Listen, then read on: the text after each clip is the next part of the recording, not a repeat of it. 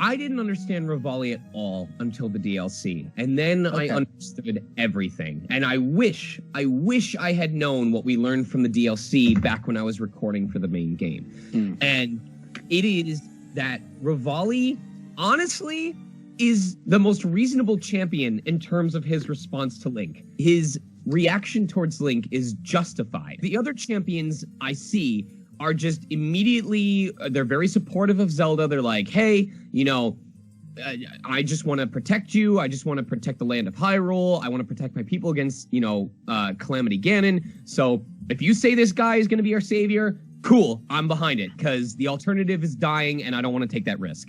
Revali is the guy who sequestered himself onto a snowy mountaintop so he could practice a skill and didn't bother telling anyone, and I mean deliberately tried to hide from everyone until he had mastered the skill before he started showing it off. This is not someone who was like, I made another advancement to my skill. Come see what it does now. Come see what it does now. He didn't want anyone to see anything until he was certain that he would get it right.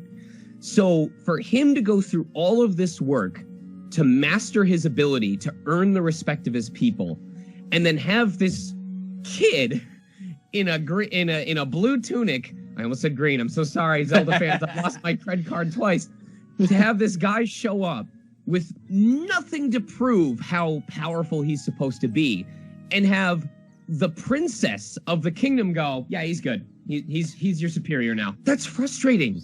That's really frustrating for two reasons. One, all the work you've done was only good enough to make you someone's subordinate.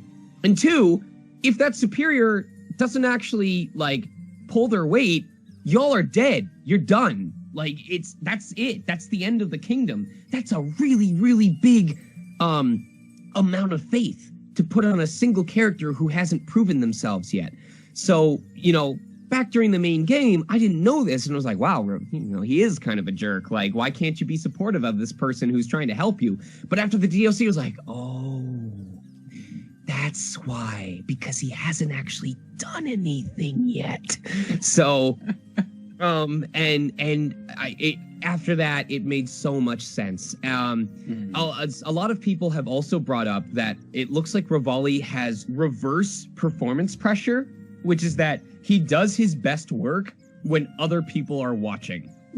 And if he's by himself, that's when he flounders because he doesn't know if he's doing it correctly. He doesn't know if he's doing the right thing. And that's when he tends to make mistakes. And I can see that, to be honest. I think that's really ironic where Revali, like, wanted to master it because he wanted people to always be impressed, because if they're impressed, then he's going to do well and people will be even more impressed. Whereas if they're not watching, he's going to screw up and then no one's going to want to watch him and he's going to keep screwing up. And there's just so many layers to that. So there's so much to it. I mean, case in point, when Revali's fighting Windblight Ganon by himself, he perishes. When he's fighting alongside Link and Teba, and I think whoever else shows up to help, they succeed. So there's some credence to that. I honestly appreciate that he wants someone to show their stuff before he puts his faith in them. I honestly, genuinely appreciate that. I like that he commits himself to learning a skill so that he can help others, but he does it, he focuses on mastering it before he tries to show it off. I honestly love how much love he has for his race and his people. And when I say race, I mean Rito, of course. I love the love that he has for his hometown. You know, he kind of hints at it in the DLC of Breath of the Wild, but I also really enjoy what we see in the cutscenes in Age of Calamity, where it's like, this is my home. I'm not going to let anyone threaten it.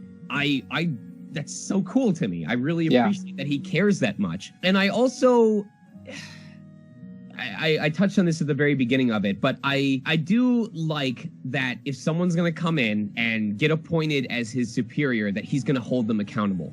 He's not going to just grumble about it. He's not going to just accept it. He's going to be like, okay, well, if I'm going to be expected to help you out, I want you to pull your weight.